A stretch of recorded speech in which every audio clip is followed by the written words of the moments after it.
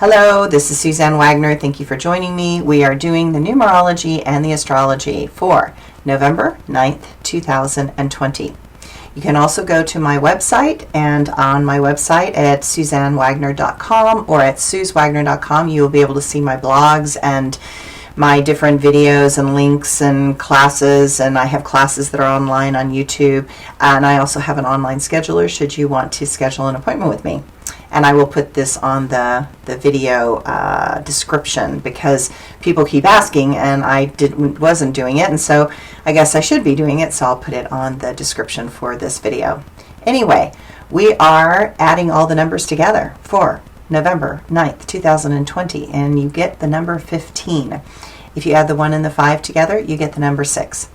The number 6 shows the connection of two triangles overlapping each other. So it's the Star of David, and it's the connection of those two triangles overlapping each other. The upward pointing masculine triangle merges with the downward pointing feminine triangle, and a new energy of purity and spirituality emerges. This is why the number 6 is called the arc line or the arc of purity. It's like a rainbow that goes across your chest. And so it's about pure love and pure sensitivity and caring and unconditional love.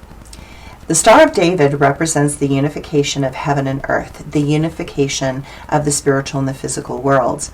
As those two forces come together, they create the space where God can connect to us in the physical plane. The number 6 is considered to be one of the 4 perfect numbers. 1 plus 2 plus 3 equals 6. It illustrates the merging and surrender of our independent positions to a new and expanded connection to the divine. The circumference of a globe is fixed at 360 degrees or 6 60s. Our hour is divided into 60 minutes, each of 60 seconds. In the positive sense, the number 6 represents structured religions and unconditional love. It is the spiritually reclusive celibate who wants to do things in the correct way and to connect to God.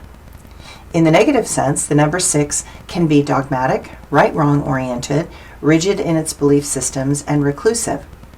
The lesson of the number 6 is to use honesty in communication, as we are only as good as our word to others. Order is important today. Seek to find the order for this new life emerging, then allow that to be our guide. This number indicates that it is time to adapt to the changing environment and address our restless nature. It is time to go within and discover and uncover those things that keep us from deeper intimacy. Do not withdraw when feelings get hurt. Everyone has trauma, and none of us ever know when triggers will arise. People are not intentionally trying to hurt us. Those that feel unworthy for any reason can accidentally lash out at someone when they are open and vulnerable. Remember that everyone has been going through a lot of stress. Stress is the number 1 culprit in taking the wrong thing and saying the wrong thing at the wrong time. The astrology today. So, this is an important week. I'm going to stay positive in ways that may not be obvious at this time. The moon moves into Virgo to start the work week on Monday and Tuesday. Things that need to be addressed might feel heavier and more serious. Try to have the conversation from a more objective place rather than from a spewing emotional place. Monday is an essential day to work on relationship. The planets Venus and Mars are in conflict with each other still.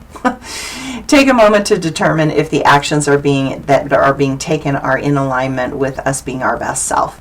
It seems that what we want and what we believe we need are being put to the side. Look beneath the obvious meaning to the actions of others. Know that jealousies are running at a high level and passions are impulsive and erratic. Do not go into confrontation mode with others. Walk away. Mercury is now direct and moves into Scorpio again. The sign it went retrograde in on October 13th. Notice the depth of the reflections that are coming into our new global awareness. Notice the overlaps to our past unresolved selves. Notice the triggers and attempt to talk about them. Most conversations may feel like they take a deeper emotional toll. Noticing where we feel not supported is important because we do need to have a conversation about that. Where is the middle ground? That middle is a good place to stand, but it can also bring complications. It is a good moment to be self-directed and more independent. What is aggravating is that things seem so confusing and hard to pin down. Fortunately, the Sun is heading towards a trine to Neptune, which is exact tomorrow, and it will allow in for a more balanced state of grace. Intuition helps us find the clarity and understanding that will allow us to find the beauty in the moment.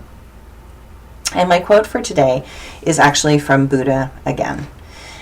People with opinions just go around bothering each other. Set your heart on doing good. Do it over and over again, and you will be filled with joy. My blog for today. The way through this painful divide is the quote I put up just above. It is best to put all opinions to the side and to do just good things in the world for anyone and anything that compels our hearts to take action. It matters not who or what we are expressing that support in action. It is only important that we begin to heal this divide and suffering world with concrete actions that mean something to the other. It is when we reach out with our heart to those suffering that the goodness and power within humanity is most beautifully expressed. I wish for a world that is compelled to pay it forward with good deeds and heartfelt contributions. I wish for a society that is measured by those good deeds and not by things that do not contribute to a better world. So, I lift a glass to toast the return of hope. I lift a glass to toast the return of civility. I lift a glass to toast the return of acceptance to our diversity. I lift a glass to toast the return of what our country represents. I lift a glass to toast the return of the promise that true democracy holds for our world. I lift a glass to toast the return of kindness and peace. And I lift a glass of my own tears to toast the saving of our beautiful planet. Thanks, everyone.